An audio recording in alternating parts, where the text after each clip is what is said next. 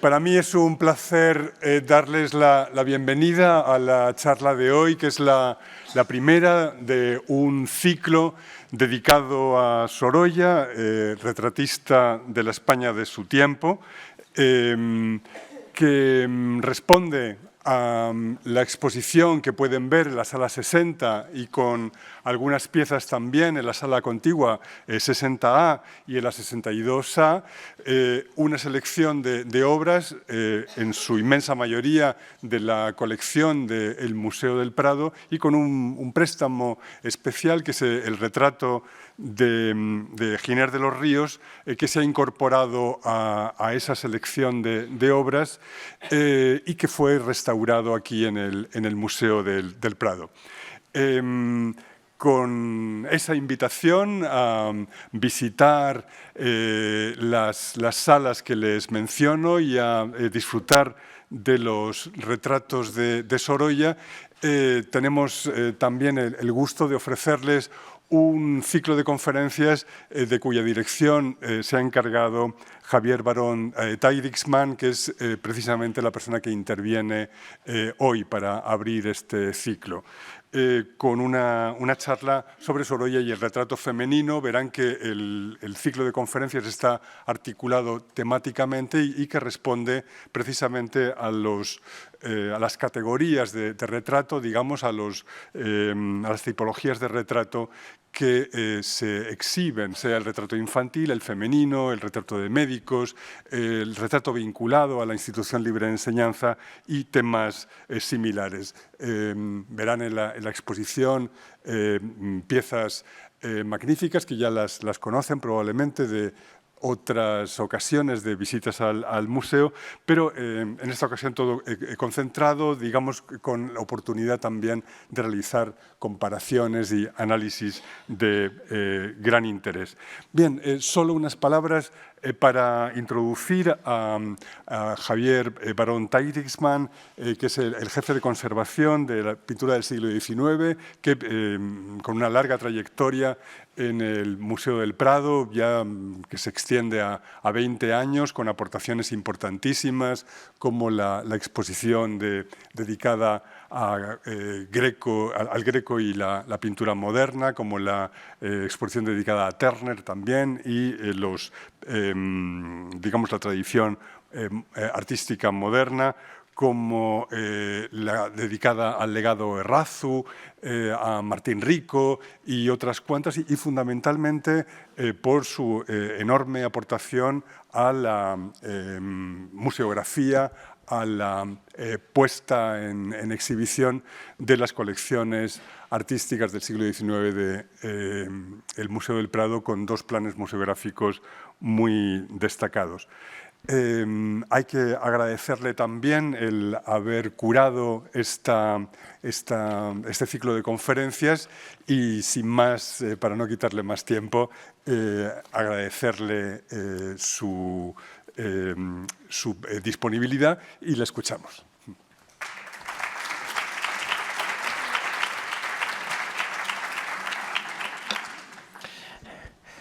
Muchas gracias, Javier Arnaldo, por tu presentación y bienvenidos todos a este ciclo donde efectivamente vamos a pasar revista a los retratos de Sorolla, una producción que desde que hicimos José Luis Díez y yo en 2009 la exposición de Sorolla en el Museo del Prado, en todas las salas de la ampliación A, B, C y D, nos dimos cuenta, ya lo habíamos ido viendo, pero en la exposición, por así decirlo, demostramos del extraordinario interés que tenía la dedicación de Sorolla al retrato. Aunque él a veces se reía en sus cartas a Pedro Gil Moreno de Mora, yo retratista, decía con admiraciones, después de su triunfo internacional en 1900 en París, en la Exposición Universal. Pues ese yo retratista efectivamente correspondía, por una parte, al gran número de encargos que el prestigio de Sorolla le había reportado, tanto en España como fuera de España, como, por otro lado, también respondía a una voluntad electiva propia del artista que, en su afán de mostrar con total objetividad y naturalismo todo lo que le rodeaba, era capaz también de dar cuenta de las efigies de sus amigos, de su esposa, de sus hijos y de toda la gente que le encargaba los retratos. En ese sentido, las colecciones del Prado tienen una extraordinaria riqueza, puesto que de los 23 obras de Sorolla que se conservan, 18 son retratos, algunos de ellos adquiridos recientemente, como el de Martín Rico, o el último, el de Manuel Bartolomé Cosío, y otros que no se ven habitualmente porque o bien están en almacén o bien en dos casos estaban en depósitos, con lo cual esta exposición permite dar cuenta de toda esa colección de retratos que al mismo tiempo es bastante representativa, es bastante significativa, porque abarca desde el retrato de su amigo Rafael Altamira de 1886 hasta el retrato de L. Seligman en 1913, es decir, todas las décadas de la trayectoria de Sorolla, desde los años 80 hasta la segunda década del siglo. Él deja de pintar en el año 1920, todas están representadas y, como veremos, en géneros diferentes que permiten dar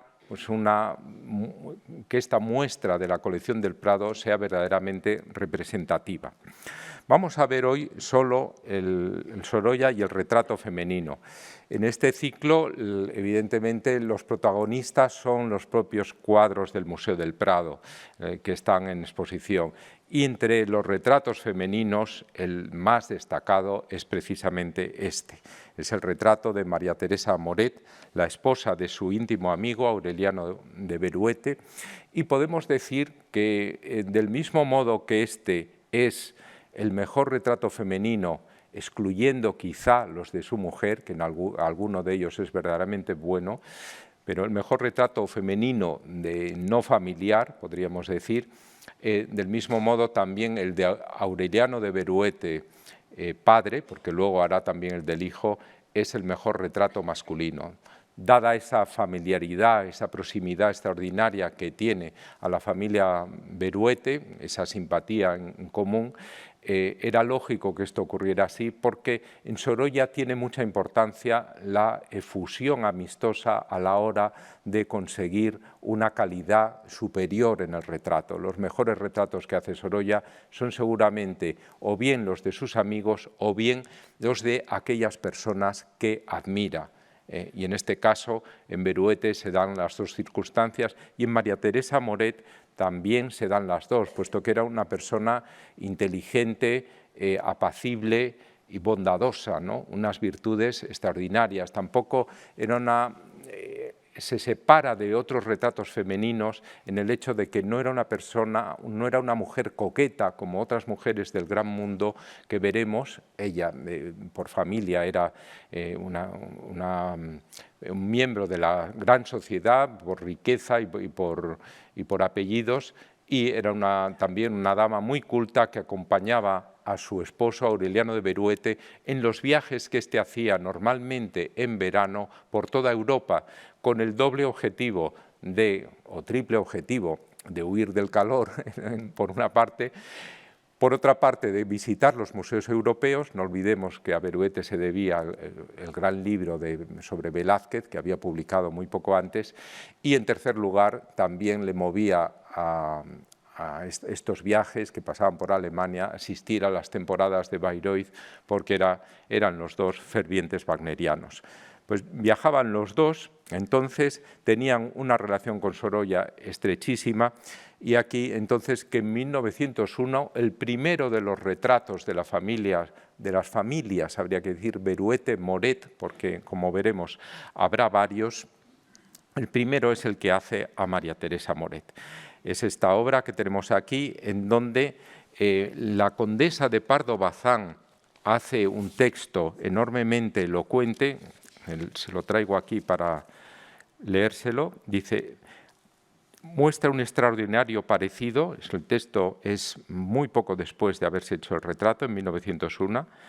Sorprendida la expresión plácida y bondadosa del rostro, armonizada la toilette y pintados con maestría suma los negros encajes de Chantilly y la blanca seda del viso. Esto dice Emilia Pardo Bazán en 1901. Poco después, en 1904, Juan Ramón Jiménez, nada menos, se refiere al cuadro como cuadro hidalgo de distinción y melodías, con esa prosa poética propia de Juan Ramón, que a su vez había sido pintor, conocía muy bien la pintura y comprende muy bien a Sorolla, que le hace dos magníficos retratos, uno de ellos en la Hispanic Society. Volviendo a la obra de María Teresa Moret, vemos cómo la representa también sentada, como enseguida hará con su marido, que es una especie de pendant, de una pareja que hace para ser colocada también al lado de este retrato. Aunque los retratos no se miran entre sí, están los dos mirando al mismo lugar, ¿no? Esta pose de 3/4, como vemos, de cuerpo, con la cabeza ligeramente girada para aparecer casi frontal, es muy habitual en los mejores retratos de Sorolla y da cuenta también de su búsqueda de naturalidad, que es una de las premisas esenciales en sus mejores retratos. Aquí vemos también cómo hay un doble homenaje a Velázquez y a Goya. Sabía perfectamente Sorolla que la retratada era una extraordinaria aficionada a Velázquez, había visto con su marido no solo los Velázquez del Prado, sino los Velázquez de Londres, los Velázquez de Viena, de los distintos museos europeos y colecciones también, en algún caso particulares, y era, además de admiradora de Velázquez, también era una gran conocedora de Goya. Estas pinceladas rápidas, barridas, con muy poco pigmento sobre la preparación blanca que queda visible por debajo del cuadro, aquí lo tienen, esta manera de hacer con esta rapidez extraordinaria, con esta soltura de un Sorolla que ya aparecía como el gran pintor español del momento, sancionado por haber ganado la medalla del Grand Prix en la Exposición Universal de 1900 de París. Esta facilidad para hacer que Goya utiliza en algunos de sus retratos, por ejemplo el de la duquesa de Alba, y por otro lado el gusto también por los negros y los grises, muy característico de Velázquez. Fíjense en los fondos, la riqueza de los fondos grises que vemos, que no es un fondo neutro, como ven está muy valorado. Y ese sentido de valoración del fondo y, por tanto, de matización de un color en grises que tienden hacia lo oscuro, pero que se animan también con algunas pinceladas de luz, eso es también muy propio de Velázquez.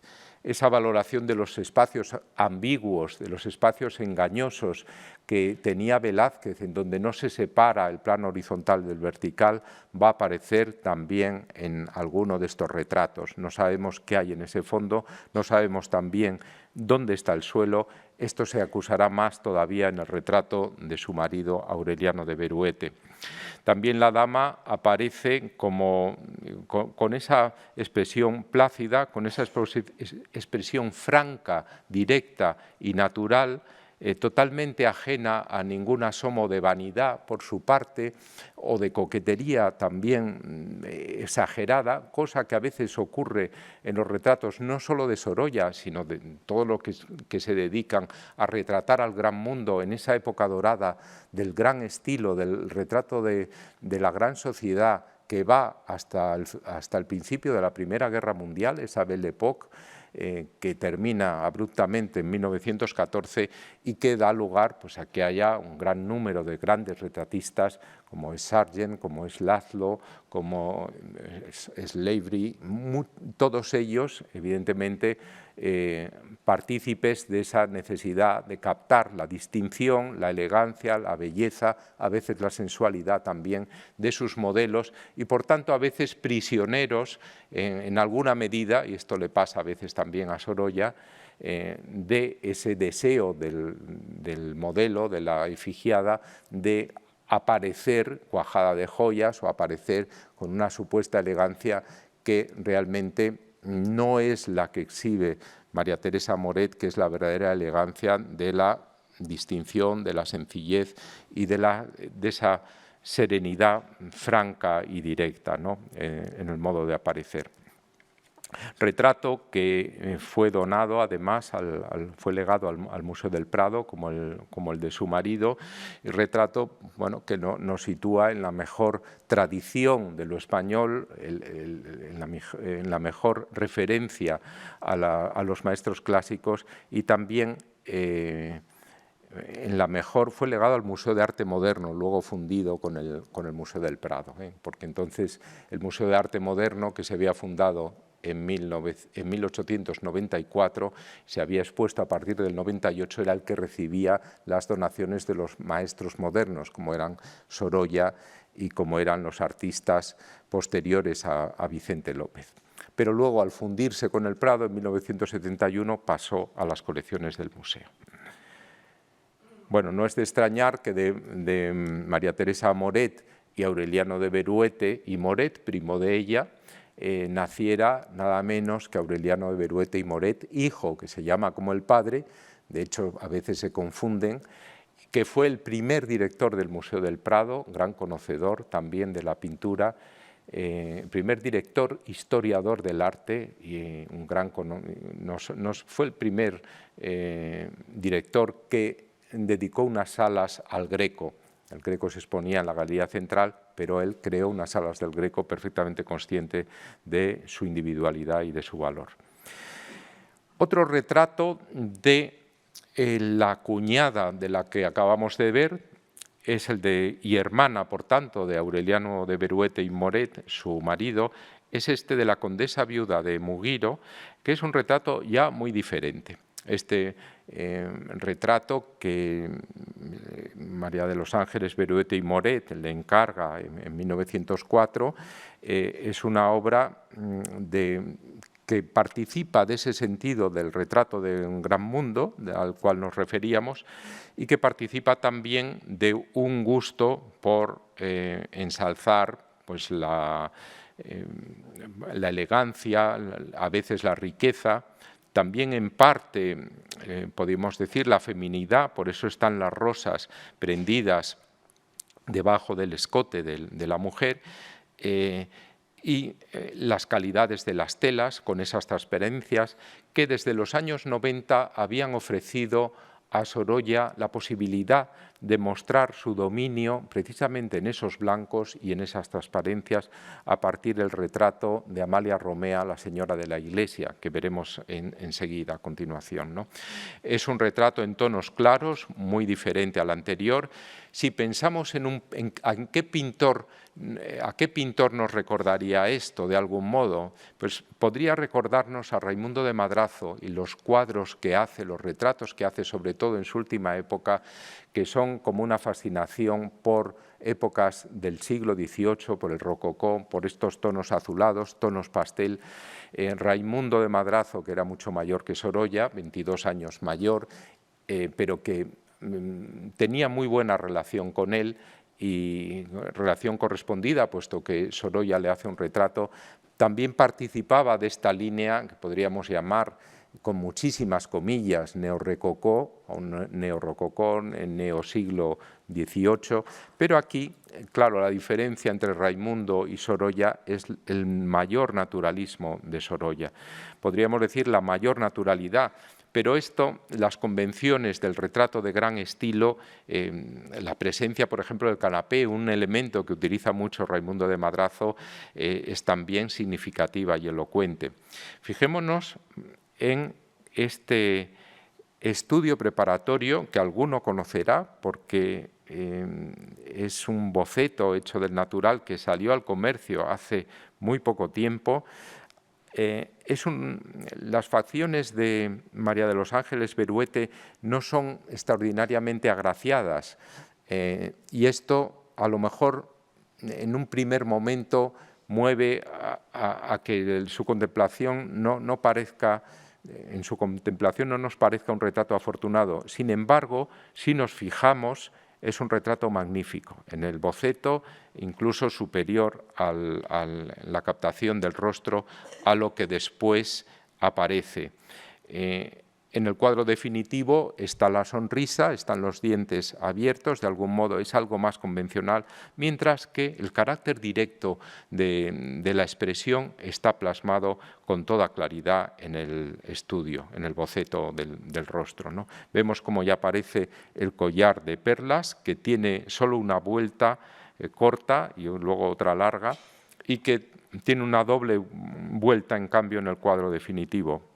Y vemos también cómo el peinado cambia ligeramente y cómo lo que el artista necesita es, evidentemente, captar la expresión y luego tomar apuntes del vestido, que es lo que seguramente hizo también. En este retrato, además, años después, hizo 2 réplicas a partir de esta obra, 2 réplicas parciales del retrato de busto, como vemos, atenuando el escote para los hijos de la retratada, ¿no? Para repartirlos después del fallecimiento de la condesa de Mugiro. Entonces, es un retrato del cual conocemos no solo el boceto, sino también estas réplicas, con una fotografía que me ha facilitado Blanca Ponsorolla, a quien le agradezco esta aportación. Hay que decir que gracias a Blanca Ponsorolla, que está haciendo el catálogo razonado y que ya ha publicado su primer tomo, se podrá aumentar significativamente el conocimiento que tenemos de la obra de Joaquín Sorolla. Bien, el retrato de Amalia de la Iglesia, de la señora de la Iglesia, Amalia Romea, que les decía, con esas transparencias en el fondo, es el primer gran retrato femenino, podríamos pensar en ello, en que es así, en 1897, que hace el artista. Es un momento que podríamos caracterizar como neogriego en la obra de Sorolla, que hace también desnudos que nos recuerdan algo a la obra de Alma Tadema y que en este retrato, visto de perfil, con ese cierto clasicismo también en la sutileza de los paños y en la manera de representarlo, y con esa delicadeza para los visillos venecianos del fondo, coloreados, pues es un antecedente, pienso, de estas calidades que tienen tanto el retrato como esos fondos, en este caso, más diferenciados y también en el caso de los cortinajes con más peso, con más entidad de las telas. Bien, otro retrato en blanco, no tan conocido como otros que hizo de Clotilde Sorolla, de su esposa, Clotilde García, en 1902, es decir, ligeramente anterior a este de la condesa de Mugiro, es este de la Hispánica. A mí es un retrato que me gusta mucho también por esa posición de perfil con la cabeza ligeramente girada. Aquí hay una mayor sensualidad, evidentemente, que en el retrato de la condesa de Mugiro. También hay una referencia mayor a lo goyesco, enormemente sutil en esta obra de Sorolla. A mí es una obra que me gusta mucho a pesar de ciertos problemas de conservación que tiene, porque por esa asimilación estilizada y refinada de lo goyesco. No es un goyesco, como veremos otros ejemplos, más obvio, sino que es una inspiración enormemente refinada, ¿no? También los colores en blanco, evidentemente, son los colores del verano que Sorolla va a prodigar tanto en las representaciones de su mujer, primero como retrato, este es un mixto de retrato y de figura, pero enseguida, como veremos también, como modelos, tanto su mujer como su hija, para los cuadros de playa de veraneo elegante que él va a representar. También en los blancos hace otros retratos de personas de más edad, como Carmen Avia, la condesa de Albox, una obra de 1905, solo un año después, pero a la que podemos poner los mismos reparos en ese sentido de elegancia impostada con respecto, siempre con respecto al gran ejemplo de María Teresa Moret o a los mejores ejemplos de su esposa Clotilde. Es un magnífico retrato, basta ver cómo ha resuelto las telas, ¿no? Pero en la disposición y sobre todo en la expresión le ocurre lo mismo que al retrato de la condesa de Mugiro. También en ese sentido de lo goyesco que decíamos, que no es que tenga la condesa de Mugiro, pero que sí ha aflorado aquí, vamos a ver otros ejemplos, además de personas relacionadas con la familia Moret y Beruete y con los Mugiro. Este retrato de Teresa de Mugiro y Beruete, la condesa de Casal, que es un homenaje a lo goyesco, además un retrato al aire libre, que es algo que también se pone de moda y que no está presente en las colecciones del Prado. Nos faltaría un retrato al aire libre. Claro, son retratos al aire libre un poco artificiosos, como los de Zuloaga, porque siempre el paisaje, que en el caso de Sorolla es más naturalista que el de Zuloaga, es como una especie de eco de la naturalidad impostada, en este caso de la efigie, ¿no? Ven este alarde de majeza, ¿no?, con el brazo en jarras, esto lo va a hacer mucho más Zuloaga y esto se va a desarrollar sobre todo en los retratos de damas norteamericanas que quieren ser retratados por pintores españoles como si fueran las nuevas majas de Goya, pero vestidas, ¿no? Entonces les colocan hábilmente Sorolla como Zuloaga. Zuloaga tiene unas cartas muy interesantes que dice que hay que disfrazar a estas mujeres de españolas, aunque luego el resultado pues no sea igual, ¿no? Pero estas damas retratadas se sienten muy halagadas y esto evidentemente en las españolas es más natural y es más sencillo porque están muy acostumbradas a vestir mantilla todas ellas. También el retrato de Pilar de la Bastida y Moret, en este retrato de una mujer incipiente en ese momento de la adolescencia, 13 años, esta es la segunda marquesa de Moret, a la que vuelve a retratar después, cuando ya tiene 20 años y está casada, ya es marquesa, ya tiene el título de segunda marquesa de Moret, y aquí tienen lo que les decía de lo goyesco, ¿no? Es una obra del último año en que Sorolla pinta. Justo en ese año le da la apoplejía que le impide pintar. Se casa además con Julio Cavestani, que era un miembro de la Sociedad de Amigos del Arte, gran aficionado al arte. Recuerden su discurso sobre el marco, también su exposición de bodegones y floreros, un personaje que efectivamente era un gran amante de la pintura, y en este retrato, como vemos por los fondos, hay también un sentido de síntesis y un sentido de calidad con pinceladas enormemente amplias, muy propias del último Sorolla, que está a punto de dar el paso hacia algo que no llega a realizar, que es el estilo más depurado, más sintetizado, una especie de protodeco que aflora en las últimas obras de Sorolla desde 1919 y en 1920, anticipándose a lo que luego, a esa vuelta al orden que va a tener lugar en los años 20. Este mayor estatismo de la figura, este carácter escultórico, incluso algo decorativo, es propio de esas tendencias que van a triunfar después en los años 20. Una lástima que esa apoplejía diera al traste con esta carrera que iba cambiando y que verdaderamente hubiera ofrecido también obras de gran calidad. Y el retrato más espectacular, podemos decir, el retrato más velazqueño, más obviamente velazqueño, porque lo es en la iconografía también, que el de María Teresa Moret, es este de la actriz María Guerrero como la Dama Boba, en 1906. Es un retrato que es un homenaje a la actriz, discípula de Teodora Lamadrid, la gran actriz del romanticismo español, y además figura relevantísima que hace no solo de primera actriz, sino también de empresaria, casada con un gran actor, Fernando Díaz de Mendoza, que está al fondo, además, está interpretando el papel de la Dama Boba, la comedia de Lope de Vega, y entonces el papel de Finea, de la Dama Boba, que, bueno, sobre esto luego pues se hacen, hay algunos remake o algunas más bien interpretaciones cinematográficas que todos conocerán, ¿no?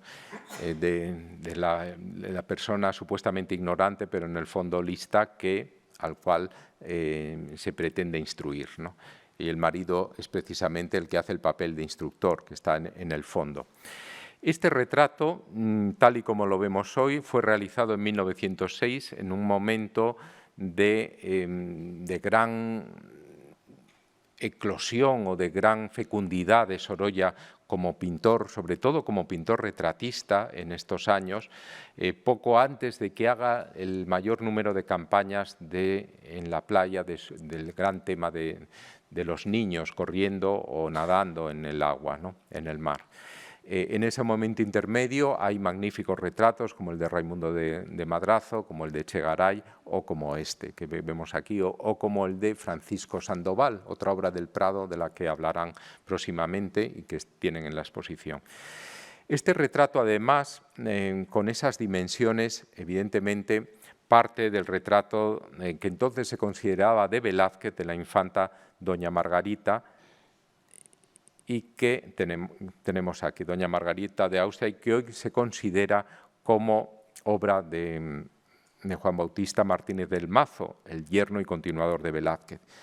Sin embargo, el retrato decía que empezó como primera versión y además presentado a la Exposición Nacional de Bellas Artes de 1897, tenía este formato estrecho y horizontal que Sorolla habilita para muchos de sus retratos. Por ejemplo, en la colección del museo están los retratos del doctor de Crève, el retrato de Jacinto Felipe Picón, y el retrato de Antonio Gomar, que está en la sala de retratos y autorretratos de artistas, obedecen a este mismo formato. ¿Qué le permite esto?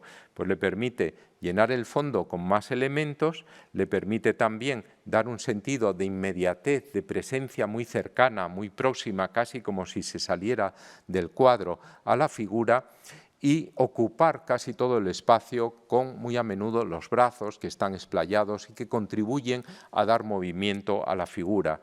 Muy a menudo también este tipo de retrato permite que la cabeza y el tronco se inclinen y formen una línea oblicua que da dinamismo a la composición. Aquí esto no es tan visible, no es tan notorio, porque esta composición parece bastante centrada con una vertical. Sin embargo, la simetría de los brazos nos indica que hay ese movimiento también. Está sentada en un sillón frailero de época, puesto que sigue interpretando a Finea, como ven ahí, tiene también la inscripción, y entonces el artista, conforme pasan los años, se da cuenta de que a este retrato merece más la pena darle un mayor empaque.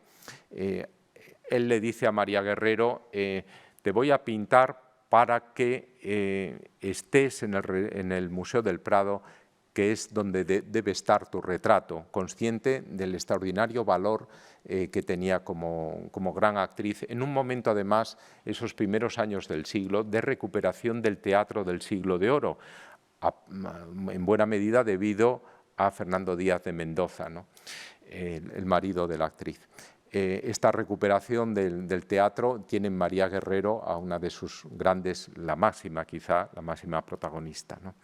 Entonces, esta conciencia de que María Guerrero puede acabar en el Museo del Prado, como de hecho acaba, aunque el retrato no fue donado por María Guerrero ni por sus descendientes, sino vendido por su hijo Carlos al Museo del Prado, al Museo de Arte Moderno en aquel momento, en 15.000 pesetas, que era una cifra, bueno, no tan destacada como la que hubiera obtenido hoy, pero una cifra considerable, ¿no?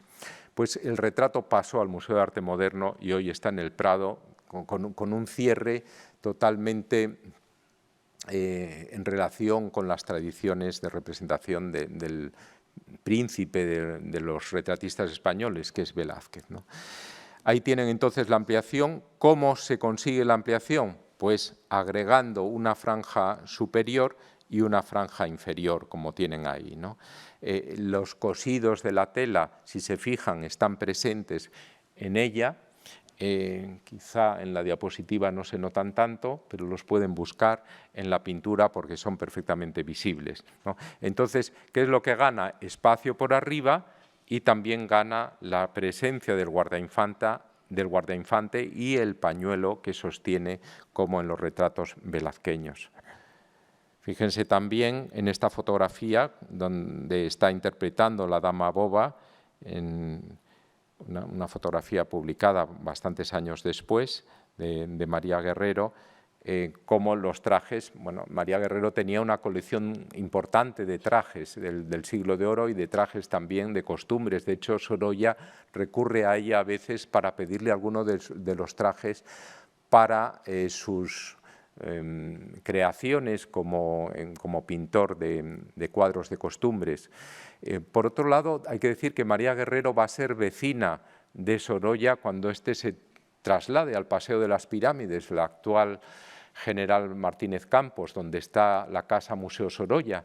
Va a ser vecina y le va a permitir abrir para gusto de Sorolla, que se queda muy agradecido, le va a permitir abrir una ventana con vistas al jardín de María Guerrero, que para Sorolla es básico porque en su estudio necesita una luz que lo ilumine, no solo verticalmente, tiene lucernario, sino también en un plano vertical, con lo cual se queda muy agradecido a su amiga porque tienen ya un trato efectivamente de amistad con ella. Ven aquí la referencia tan clara a la obra de la infanta, incluso en los colores, no se ven tan claros los plateados. Había un precedente en esta relación con Velázquez, también hay una relación en el pañuelo con la reina doña María de Austria, que había copiado espectacularmente Sorolla, es el cuadro de mayor calidad entre las copias que hace de Velázquez en 1884. Es un cuadro, esta copia, que merece la pena ver, la tienen expuesta en la colección Massaveu, en la colección Massaveu, en la Fundación María Cristina Massaveu Peterson, hasta mayo me parece que estará. Y es una copia de una extraordinaria calidad. Hay que decir que a Sorolla le interesó muchísimo Velázquez como objeto de copias. La reciente exposición Orígenes nos mostraba algunas, que tenían todas ellas calidad, pero ninguna de ellas alcanza este nivel extraordinario, ni en dimensiones además muy parejas a las del original, cosa que normalmente estaba prohibida a los copistas, el que hicieran copias del mismo tamaño que el natural, para evitar problemas de toda índole que se pueden imaginar, ¿no? Entonces, en esta obra vemos la captación, la comprensión profunda, la aprehensión de los recursos de Velázquez por parte de un Sorolla que todavía tiene 21 años, es del año 84, es decir, 22 años antes del estado final que tiene el retrato de María Guerrero, pero ya entonces domina perfectamente los recursos de los que hace gala Velázquez y los puede poner, sobre todo la pincelada muy amplia, en contribución en sus cuadros.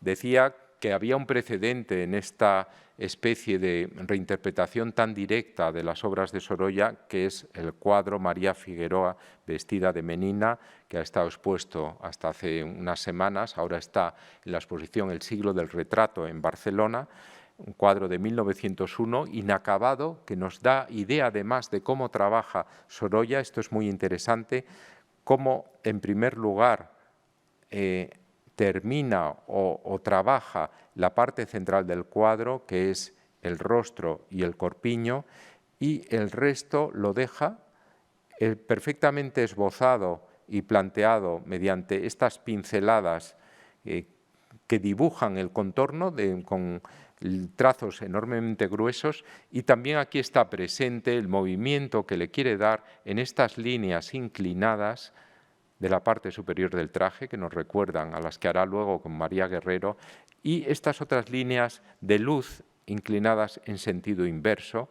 También vemos los volantes y vemos el fondo granate de una obra que quedó inacabada, pero que hubiera resultado también otro homenaje a Velázquez. Para nosotros, el hecho de que haya quedado inacabada tiene un valor inapreciable porque nos da idea de la fluidez de la pintura con la que trabaja Velázquez, porque efectivamente pueden ver aquí, yo no lo veo en mi pantalla que es muy pequeña, pueden ver las chorreaduras del pincel, de la pintura que se va del pincel en la parte inferior del cuadro, ¿no?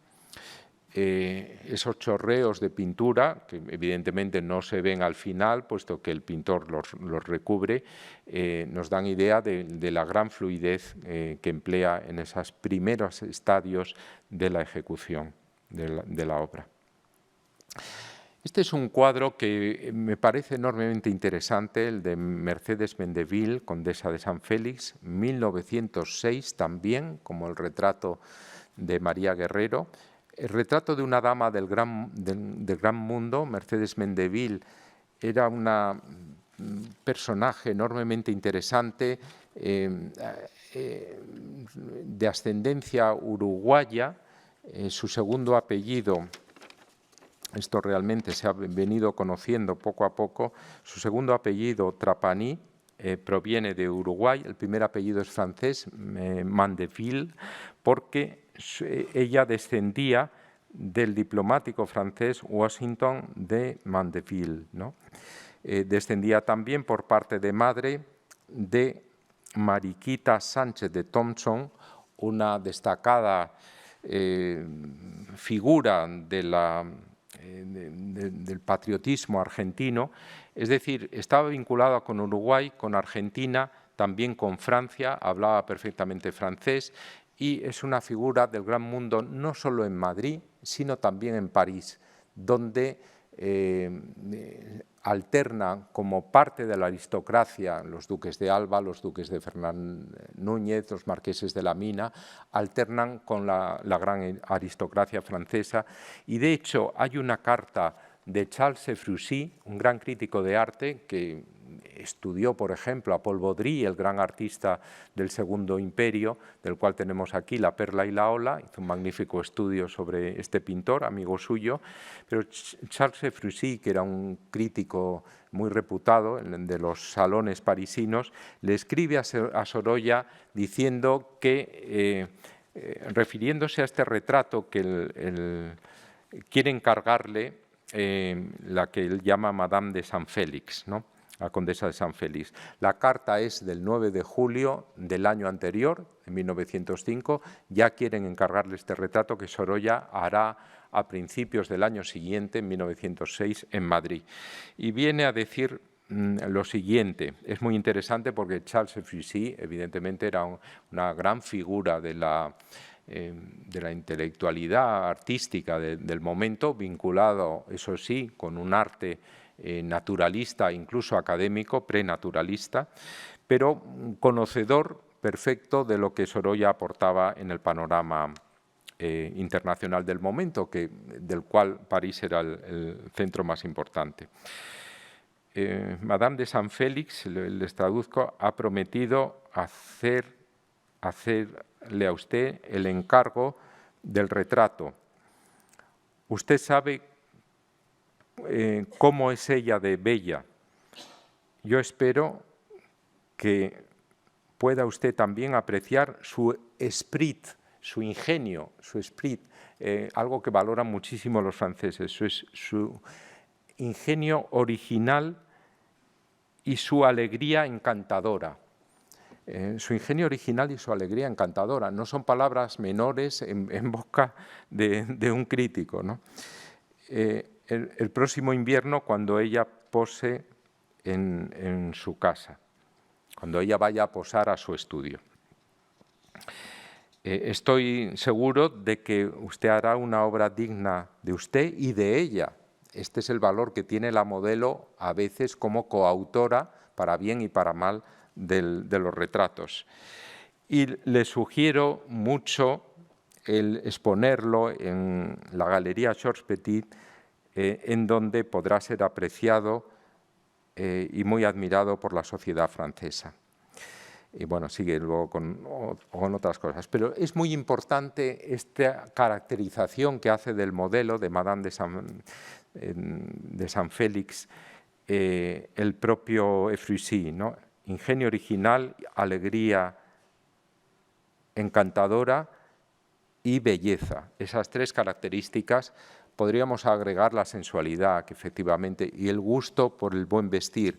Repasando revistas de moda de principios de siglo y repasando también algunas reseñas de la prensa francesa, la condesa de San Félix se aparece por doquier en todas las fiestas importantes que hay, ¿no? Y a veces dicen, por ejemplo, en una que he recogido aquí, vamos a ver si en una revista 2 años anterior, la fecha es del año 5, pero se refiere a un baile de caridad del año 4, muy célebre, la condesa de San Félix, hermosa y elegante como siempre, vestida de negro con bordados de lentejuelas, con un cierto atrevimiento en el vestir, con una cierta soltura y con una gran sensualidad, como vemos en este retrato.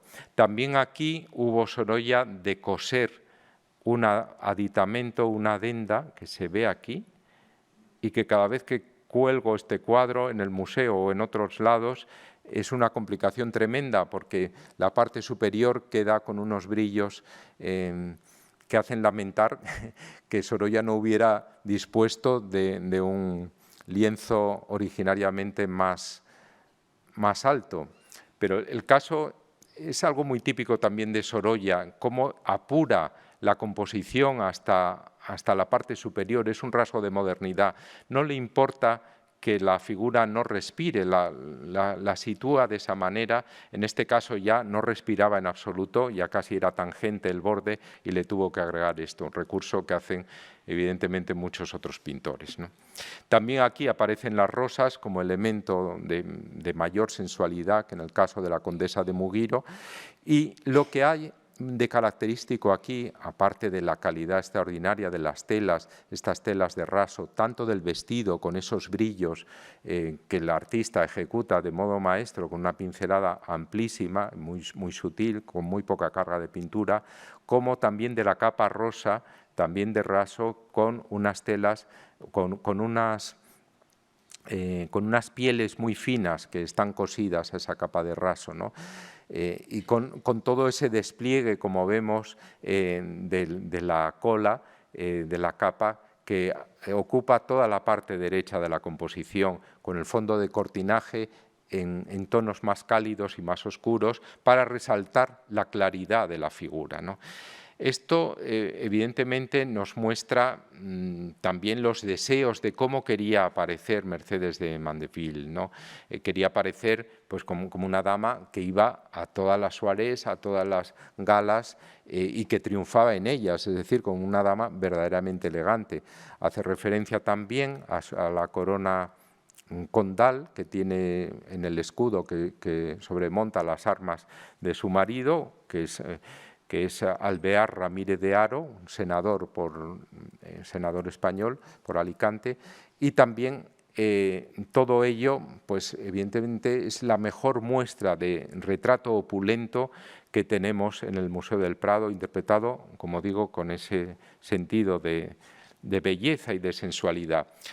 Y para buscar la actitud preferida, seguramente en combinación con la propia modelo, el artista hizo varios dibujos preparatorios de cómo encuadrarla, como vemos aquí, ¿no? Con estos rectángulos. Son dibujos que están en Dallas y que nos muestran efectivamente las distintas variantes. Me parece muy interesante esta, porque aquí aparece semi-recostada, pero qué diferencia con otras figuras que están sentadas de retratos femeninos de Sorolla, porque aquí aparece, como vemos, con una especie de elegante negligencia o elegante abandono en una postura semitendida que es verdaderamente más sensual que vista de pie. Quizá le pareció excesiva también a la propia condesa y acabó optando por una visión más parecida a la que opta finalmente en el cuadro definitivo, ¿no? Uno de estos dos ejemplos, ¿no? Entonces, esto es muy interesante porque nos da cuenta de cómo Sorolla tiene una facilidad extraordinaria también como dibujante para buscar el lado más favorecedor, en este caso podríamos pensar, o interpretar el lado que la propia modelo quiere poner de manifiesto, puesto que así es como va a realizar el retrato, un retrato que es un encargo de su marido, evidentemente, porque creo recordar además que cobró 7.000 pesetas, no sé, donde lo tengo anotado. Bien, este tipo de retrato de gran mundo ya lo había abordado numerosas veces Sorolla. Aquí vemos una recuperación reciente del Museo de Bellas Artes de Valencia, la Tiple Isabel Bru, que salió en el mercado internacional y que pudo adquirir. Es una obra 2 años anterior, también con un cierto movimiento helicoidal, con un escote, palabra de honor, bastante marcado, como vemos, y quizá también buscando una sensualidad del mismo modo que el cuadro anterior, aunque quizá no tan marcada como en este. O también enormemente sensual, una figura que fascina no solo a Sorolla, sino también a su hijo Joaquín, que cae rendido ante Raquel Meyer, y que pues la cupletista más famosa en esos momentos, en 1918, y en el que aparece también en este alarde de blancos, pero con esas sombras en los ojos y con esas cintas negras que le dan también un atractivo de sensualidad muy característico, que consigue Sorolla también de modo maestro. En el retrato de la condesa de San Félix vemos también algo que está muy de moda en París y en toda Europa, que es esta especie de maquillaje de los ojos, casi como si fuera una franja. Prácticamente está tan marcado ese negro, es muy típico de 1906, lo ven en los retratos de Van Dongen, por ejemplo, en otro estilo totalmente distinto, en estilo Fauve, y aparece mucho en los retratistas cuando se trata de mostrar a este tipo de mujeres todavía jóvenes, pero que quieren seguir resultando atractivas incluso en su primera madurez, mediante recursos que ponen o que exaltan esa profundidad de la mirada o ese atractivo sensual. Y el último retrato que tenemos en las colecciones del Prado, el último retrato femenino que ha ingresado por donación, en este caso la donación de Hans Rudolf Gerstenmaier, que es, como vemos, de Seligman. Ella Seligman, que es la esposa de este personaje, Jacques Seligman, un personaje en realidad es de origen judío alemán, pero él trabaja como anticuario en París. Le pinta primero al marido 2 años antes, en 1911. Como vemos, es un buen retrato, pero que Sorolla no llega a cobrar, por desgracia para él, porque lo que hace Seligman es regalarle una talla tardomedieval de Santa Ana, la Virgen y el Niño, que forma parte de las colecciones del Museo Sorolla. Claro, esto a Sorolla no le interesaba, él prefería el dinero y ya luego si quería comprar o no alguna antigüedad, ¿no? Entonces, cuando aborda el encargo que le hace el propio Seligman de retratar a su esposa, ella se siente muy poco estimulado para emprender ese retrato, porque teme una nueva jugada del anticuario, ¿no? Pero el caso es que lo hace en muy pocos días, en una estancia en París, y además lo hace con un creciente agrado, porque se da cuenta de que la modelo, que era muy amante de la música, era amiga de pianistas famosas del mundo parisino del momento, una persona también un poco como María Teresa Moret, una persona culta, una persona sensible, no afectada. Y esto lo dice Sorolla en una carta a su esposa, que está en Madrid. Le dice: estoy deseando reunirme contigo, pero me está entreteniendo el retrato de la esposa de Seligman, que hago con muy poco gusto, y le cuenta lo que le ha pasado. Se lo recuerda porque Clotilde controlaba todas las finanzas también y se le acordaría muy bien. Pero en la carta siguiente dice: estoy haciendo el retrato, ha venido con un traje negro muy favorecedor y además no tiene, dice esta señora, es una señora elegante, que no tiene las miquerías de mico, las miquerías de otras señoras que quieren influir demasiado o que se obsesionan con aparecer de un determinado modo, ¿no? Viene a decirle esto. Aquí volvemos a ver la pose de 3/4 del artista sobre en este caso, un sillón frontal. El sillón no es un sillón cualquiera, es una silla tardogótica, entre el gótico y el Renacimiento, con un respaldo alto, propiedad evidentemente del anticuario de Seligman, y que le da un empaque, además un empaque de autenticidad también a la figura que aparece sentada en ella, ¿no? Le dan una majestad sin pretenderlo, porque es un objeto que tenían en su casa, es decir, está familiarizada con él. También aquí la naturalidad, también aquí la sensualidad. Tenemos la naturalidad de María Teresa Moret y la sensualidad de Mercedes Mandeville, la condesa de San Félix.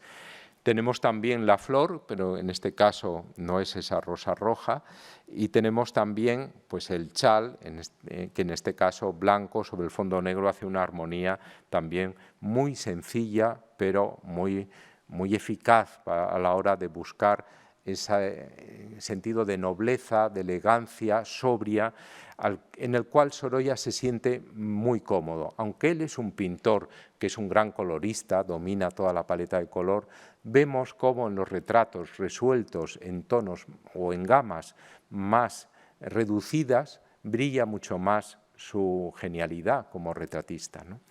Y aquí consigue, en esta obra del año 13, es decir, de un momento ya avanzado, es el retrato más moderno que tenemos en el Prado, consigue una obra enormemente interesante. Cuando se gestionaba esta donación, fue uno de los cuadros que pensé que más interesaban al museo, precisamente porque completaba con una obra de la segunda década. Hasta entonces teníamos solo obras de la primera década, las más modernas pues eran estas obras del año 6 que hemos visto, y efectivamente con esta podíamos entrar 7 años después a un Sorolla que todavía pues había evolucionado más, como se percibe perfectamente en estos fondos maravillosos, con ese color que va del amarillo limón al amarillo verdoso. Esto hay que verlo en el verdoso azulado, hay que verlo muy bien en la pintura, y con este espacio también tan reducido, tan construido geométricamente,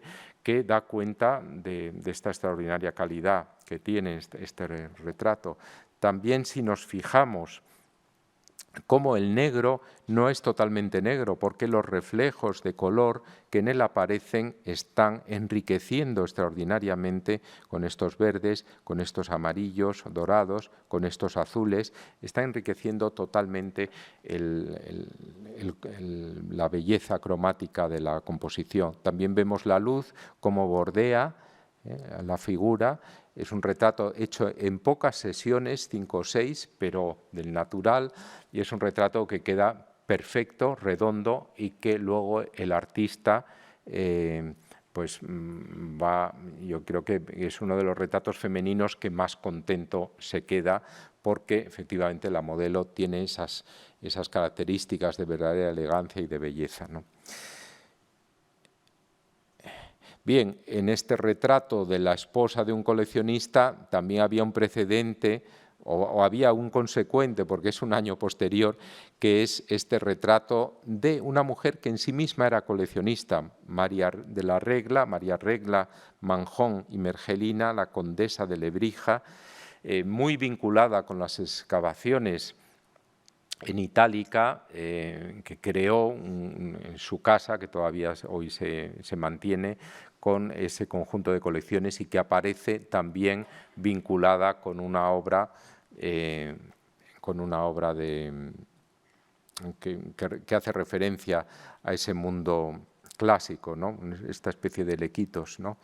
Es muy interesante también el retrato de Mélida, que no lo he traído, que estuvo expuesto, creo recordar, aquí en la exposición de la Hispanic Society, en donde aparece también con una terracota como arqueólogo que era. También aquí tenemos otro objeto que estaba en las colecciones de Sorolla, que es esta Victoria, inspirada en la de Peonios de Méndez, en la Antigüedad Clásica, como vemos aquí, que estaba en su estudio y que permanece todavía ahí, ¿no? Retrato de coleccionista, como este de Errázuriz, que es un homenaje a Velázquez. Bien. Traía algunos ejemplos más de Sorolla en relación con los maestros del Prado. Quizá no hay otro retrato más velazqueño, más vinculado con las meninas que que está expuesto también ahora en la colección de la Fundación María Cristina Massabeu Peterson. Es una especie de inspiración directísima en las meninas. De hecho, hay una copia de las meninas que está aquí al fondo. Esta es la puerta en la que o es el eco de la puerta en la que se recortaría la figura del aposentador, y los personajes están expuestos de una manera evidentemente más apretada que en el cuadro de Velázquez, pero también con un sentido compositivo de amplitud extraordinaria, como ocurre en el cuadro de las meninas. Es una obra que, a pesar de sus dimensiones, Sorolla la hizo en poco más de una semana y que resolvió perfectamente el encargo, como vemos, de esta familia de origen chileno del Gran Mundo. Aquí tienen la referencia del espejo, luego el espejo, la copia y la puerta. Los tres elementos que están al fondo. También la figura de Isabel de Velasco tiene su trasunto en la hija mayor, como ven.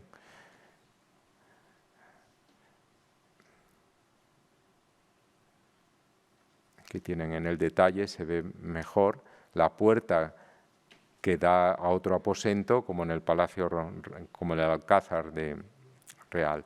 Sin embargo, aquí la figura, en este retrato que también salió al comercio hace poco, de María Luisa Maldonado, la marquesa de Torneros, ¿qué tenemos? La influencia de Goya, ¿no? Es el ademán, la figura, el vestido, todo el modo de posar es enormemente goyesco, ¿no? También incluso el fondo es velazqueño, pero también Goya tiene fondos velazqueños, ¿no? Es una referencia de segundo grado ahí.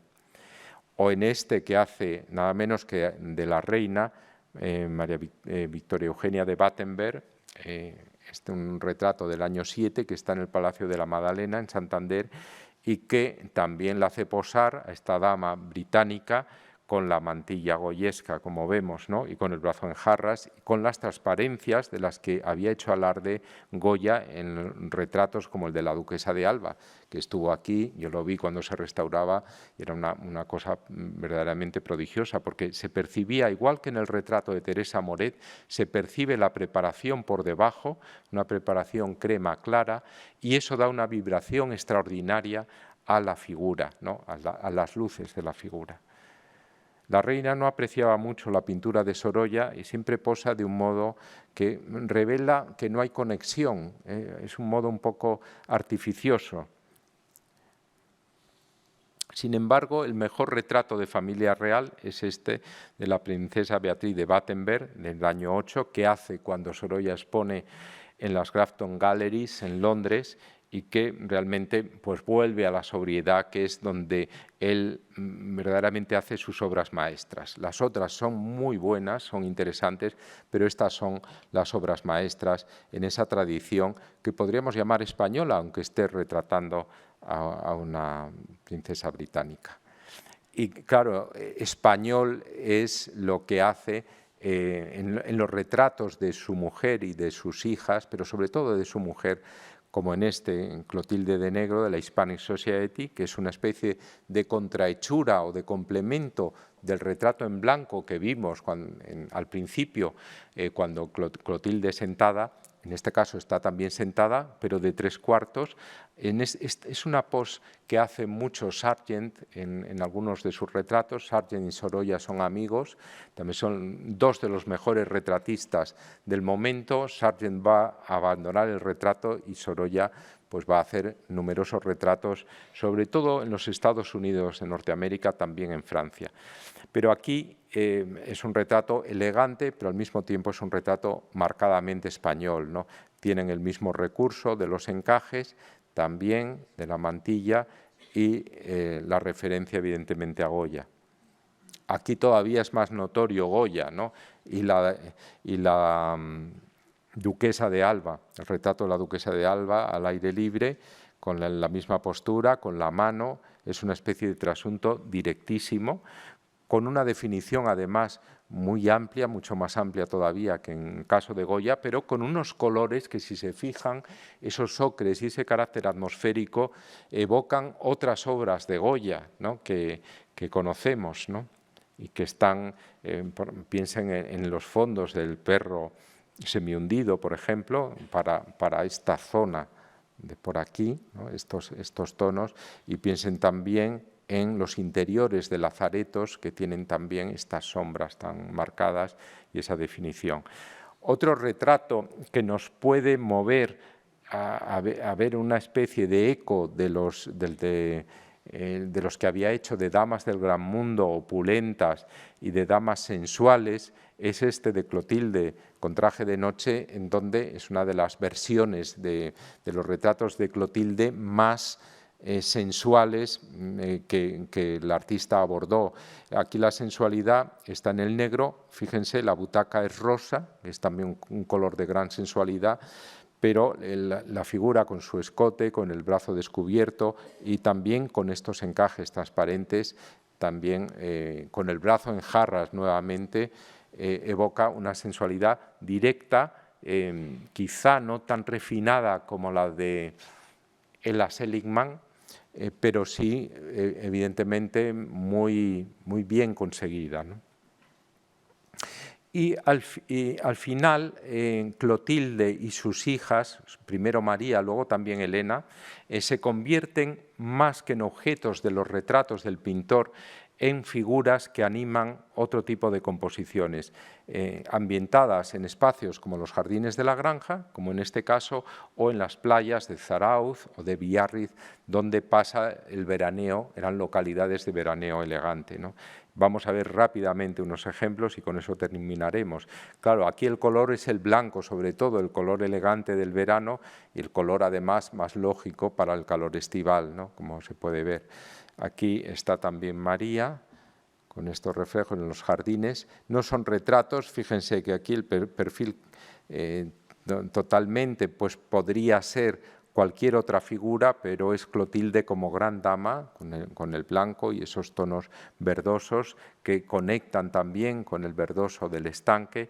Son obras de ambientes, son obras para disfrutar que van más allá del retrato, pero que las traigo para ver cómo el artista se vale de los modelos que tiene próximos para crear también sus cuadros, ¿no? Él, cuando se va al extranjero, sobre todo a París, cuida de comprar trajes para su esposa y para sus hijas, se ocupa de eso, de que se vistan bien y efectivamente hacen un gran papel en el gran mundo al que Sorolla acaba por acceder en el momento en el que triunfa internacionalmente, ¿no? Bien, y con esto entonces terminamos y les emplazo el próximo sábado en el que para venir a escuchar a mi compañero Javier Portús, que les hablará también sobre algunos retratos de intelectuales de hombres, que es una contrapartida muy fértil para comparar con los retratos femeninos. Muchas gracias.